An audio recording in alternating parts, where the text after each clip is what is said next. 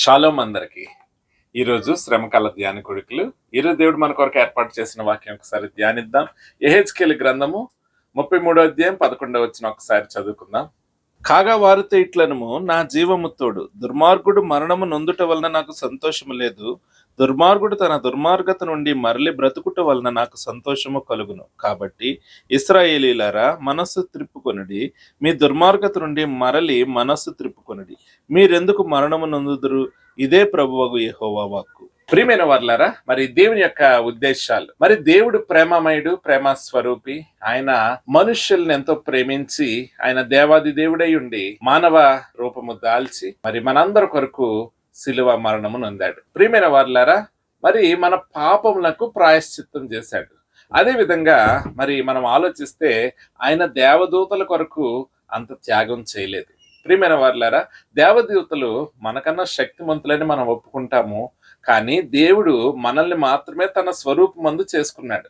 మరి మన ఎడల ప్రత్యేకమైన ప్రేమ కలిగి ఉన్నాడు అన్న విషయాన్ని మనము జ్ఞాపకం చేసుకోవాలి. అయితే దేవుని యొక్క పరిశుద్ధతను బట్టి ఆయన దుర్మార్గులను వెంటనే శిక్షించి మరణానికి గురి చేయాలని ఉద్దేశం కలిగిన దేవుడు కాదు. దేవుని యొక్క ఉద్దేశం ఎలా ఉంటదంటే, ఒక తండ్రి పిల్లల ఎడల ఎటువంటి ప్రేమను కలిగి ఉంటాడో అంతకన్నా ఉన్నతమైన ప్రేమను కలిగి ఉంటాడు. ఒక తండ్రి తన యొక్క కుమారుడు గాని కుమార్తె గాని ఏదైనా తప్పు చేసినప్పుడు వారిని దండించి, లేకపోతే వారికి మరి హితబోధ చేసి వారిని సన్మార్గంలో నడిపించాలని ఏ విధంగా తపన చెందుతారో, అదే విధంగా దేవాది దేవుడు కూడా మనుషులు చేయు అతిక్రమములను బట్టి వారిని దండించి వారిని శిక్షించాలని తాపత్రయపడే దేవుడు కాదు, గాని వారిని సరిచేయాలని దండిస్తాడు, వారికి హితబోధ చేస్తాడు. ప్రియమైన వారులారా, మరి అదే విధంగా మనము జ్ఞాపకం చేసుకున్నప్పుడు బైబిల్లో కూడా అనేక విషయాలు మనము పరిశీలించినప్పుడు దేవుని ప్రేమ వెల్లడవుతుంది. మరి నినివే పట్టణం గురించి కూడా దేవుడు చెప్పినప్పుడు వారు పశ్చాత్తాప పడినప్పుడు దేవుడు ఆ యొక్క శిక్ష నుండి వారిని తప్పించాడు. ప్రియమైన వారులారా, అదే విధంగా తప్పిపోయిన కుమారుడు ఉపమానాన్ని మనము గ్రహించినప్పుడు, మరి తప్పిపోయిన కుమారుడు తిరిగి తండ్రి దగ్గరికి వచ్చినప్పుడు తండ్రి తృణీకరించడానికి చాలా కారణాలు ఉంటాయి. ఎందుకంటే తండ్రి యొక్క ఆస్తిని సకానికి సగం చేసి దాన్ని వ్యర్థపరిచాడు. తిరిగి వచ్చేటప్పుడు మరి చిరిగిపోయిన బట్టలతో వచ్చాడు. మరి తండ్రి పేరుని అవమానపరిచాడు. తండ్రి యొక్క పేరుని ఆయన చాలా హీనపరిచాడు. ఏ విధంగా అంటే, ఆ యొక్క సంస్కృతి ప్రకారం తండ్రి తదనంతరమే ఆస్తులు మరి పిల్లలకి వస్తాయి, కానీ బ్రతుకుండగానే ఆస్తిని పంచిపెట్టమన్నాడు. దాని అర్థము నువ్వు చనిపోయిన వానితో సమానం అన్న రీతిగా తప్పిపోయిన కుమారుడు యొక్క బిహేవియర్ ఉంది. కానీ మరి తృణీకరించలేదు తండ్రి. ప్రియమైన వారులారా, తండ్రి హక్కును చేర్చుకున్నాడు. ప్రియమైన వారులారా, అదేవిధంగా మరి దేవుడు ఆ 100 గొర్రెల యొక్క ఉపమానంలో కూడా తప్పిపోయిన గొర్రె కొరకు ఆయన వెదకి రక్షించాడని మరి ఆ యొక్క ఉపమానంలో దేవుడు మనకి చాలా స్పష్టంగా తెలియజేశాడు. వీటన్నిటినీ నిన్న నేడు నిరంతరం ఏకరీతిగా ఉండే దేవుడు ఇటు యెహెజ్కేలు గ్రంథంలో మరి చెప్పిన రీతిగా, ఇంకా చెప్పాలంటే ఆది నుంచి మరి యొక్క కొత్త నిబంధన కాలం అయితేనేమి, ఇప్పుడైతేనేమి, మరి ఎప్పుడు కూడా దేవుని ప్రేమ ఎప్పుడు ఒకే రకంగా ఉన్నతంగా మన పట్ల ఉంటుందన్నది మనం గ్రహించాలి. మరి ఆదాము అవ్వలు పాపము చేసినప్పుడు వారిని ఏదైనా తోట నుండి బయటికి పంపించాడు. మరి మొదటిగా పిల్లవాడు పుట్టినప్పుడు హవ్వ ఏమంది?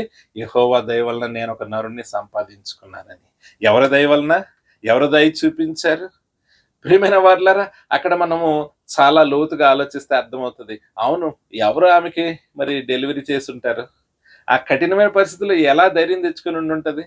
ఎవరు ధైర్యపరుచుంటారు? ఆ యొక్క ఆలోచనలు పుట్టించిన వారు ఎవరై ఉంటారు? ప్రియమైన వారులారా, అందుకనే కదా ఆమె ఒక మాటతో చాలా స్పష్టంగా తెలియజేసింది, యెహోవా దయ వలన నేను ఒక నరుని సంపాదించుకున్నాను అంది. ప్రియమైన వారులారా, అదే విధంగా బైబిల్ చరిత్ర మొత్తం తిరిగేసినప్పుడు కూడా ఆయన దండించడానికి ఇష్టపడే దేవుడు కాదు, మరి మార్పు చెందాలని తాపత్రయపడే దేవుడు. మరి బబులోను రాజ్యంలోకి కొనిపోబడినప్పుడు కూడా ఎందరో ప్రవక్తల ద్వారా దేవుడు తెలియజేస్తూనే ఉన్నాడు, మీరు మార్పు చెందండి అని. ఎప్పుడైతే దేవుని మాటను వారు పెడచెవిన పెట్టారో ఆయన ఫైనల్ గా ఆ నిర్ణయం తీసుకున్నాడు, కానీ అది కూడా ఆయన బాధతోనే తీసుకున్నాడు. ఆయన తన ప్రేమను ఎన్నోసార్లు వ్యక్తపరిచాడు.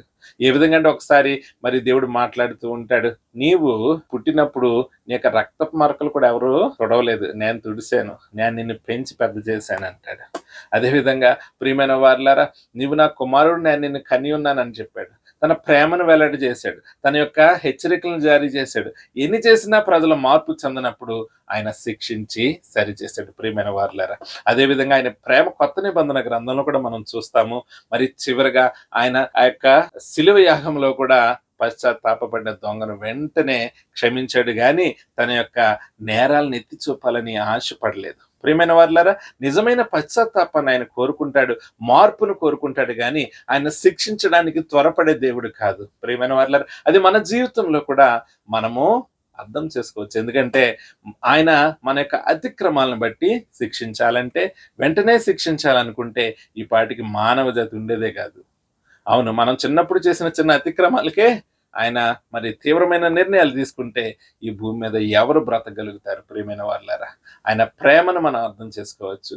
మరి ఆయన ప్రేమను కలిగి ఉన్న మనము కూడా మరి ఏ విధమైన జీవన విధానాన్ని కలిగి ఉండాలన్నది మరి ఒకసారి పరిశీలిస్తే మన బంధువులు కానీ, స్నేహితుల్లో కానీ, సంఘ సభ్యుల్లో కానీ, ఇరుగు పొరుగు వారిలో కానీ ఎవరైనా ఒక పాపము చేస్తే దాన్ని ప్రచురపరచడానికి ఉండే ఆసక్తి వారి కొరకు తపన చెంది దేవుని దగ్గర ప్రభువా ఈ వ్యక్తిని మార్చు అని ప్రార్థించట్లో మనకు ఉండదు. ప్రియమైన వారులారా, దేవుడు ఎవరిని ఇష్టపడతాడు? ఒకసారి ఆలోచించండి.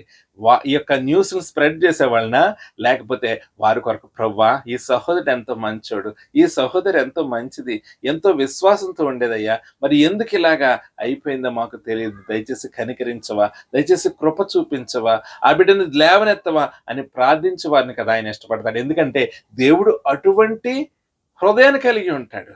ఆయన దుర్మార్గతను విడిచిపెట్టి మరి సన్మార్గంలో జీవించాలని కోరుకునే దేవుడు. ప్రియమైన వారులారా, మరి అటువంటి దేవుడు, అటువంటి ప్రార్థన నువ్వు చేస్తున్నప్పుడు దేవుడు నిన్ను దీవిస్తాడు. ప్రియమైన వారుల, తప్పులు చేయడం చాలా సహజము. తప్పు చేయకుండా మరి నీతిమంతులుగా అందరూ ఉంటారనుకుంటే బైబిల్లో చెప్తుంది, ఎవరు నీతిమంతుడు ఒక్కడును లేడు. మనము నీతిమంతులుగా ఉన్నామంటే కేవలం ఆయన శిలువ రక్తం ద్వారా కడుగబడుట ద్వారా మాత్రమే, గాని మన యొక్క మంచితనమో లేకపోతే మన యొక్క ప్రికాషన్స్ ని బట్టో కాదు. ప్రియమైన వారులారా, మన యొక్క ఎబిలిటీస్ ని బట్టో మనం నీతిమంతులు అవ్వలేదు, కేవలం ఆయన ఉచిత కృప ద్వారానే అయ్యాం. కనుక ఇతరులు అటువంటి కృపను పొందుకోవాలని మనం వారి కొరకు ప్రార్థించాలి. మన దేవుని పోలిక చొప్పున మనం నడుచుకోవాలి. దేవుని హృదయాన్ని కలిగి ఉండాలని దేవుని యొక్క ఉద్దేశం. ఒకవేళ మనము గనక లోపల్లో ఉంటే మనము సరిదిద్దుకోవాలి. దేవుడు అంటున్నాడు, దుర్మార్గతలో ఉండుట ఆయనకి ఇష్టం కాదు, అది విడిచిపెట్టి వచ్చుట ఆయనకి ఇష్టం. గనక మనం ఒకవేళ ఏదైనా దుర్మార్గతలో ఉంటే వాటిని విడిచిపెట్టి ఆయన మార్గంలోకి రావాలి. ఒకవేళ మనకి తెలిసిన వారు ఎవరైనా దుర్మార్గతలో ఉంటే వారి కొరకు మనము ప్రార్థన చేయాలి. ప్రియమైన వారులారా, ఇటువంటి హృదయమే దేవునికి ఇష్టమైన హృదయం. గనుక దేవునికి ఇష్టలుగా ఉందాం. దేవుని చేత దీవెనలు, ఆశీర్వాదాలు పొందుకుందాం. God bless you all.